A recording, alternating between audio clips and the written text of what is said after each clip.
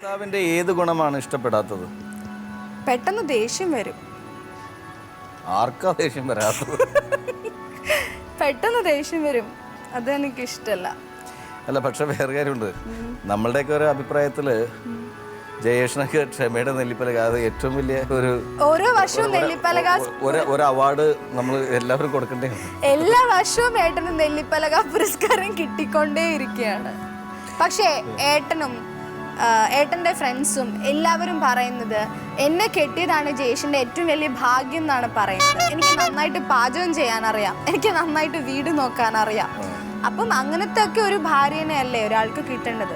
പിന്നെ കുറച്ച് പൊട്ടത്തരങ്ങളൊക്കെ കയ്യിലുണ്ട്, ക്ഷമിക്കാവുന്നതല്ലേ. നമ്മളുടെ ഫ്രണ്ട്സ്, ഏറ്റവും അടുത്ത സുഹൃത്തുക്കളില്ലേ, ജയേഷിന്റെ ഫ്രണ്ട്സ് അല്ലേ പറയുന്നത്, ഏറ്റവും അടുത്ത സുഹൃത്തുക്കൾ, ഏറ്റവും അടുത്ത സുഹൃത്തുക്കൾ ഏറ്റവും അടുത്ത സുഹൃത്തുക്കളുടെ അടുത്ത് പറയൂലേ, നിനക്ക് അങ്ങനെ തന്നെ വേണം ഇവിടെ എന്ന് പറയും. അതും പറയാറുണ്ട്. അത് അങ്ങനെ പറയുന്നതാണ് അതിന്റെ മുമ്പിൽ. അത് ഇഷ്ടമുണ്ടായിട്ട് പറയുന്നതല്ല.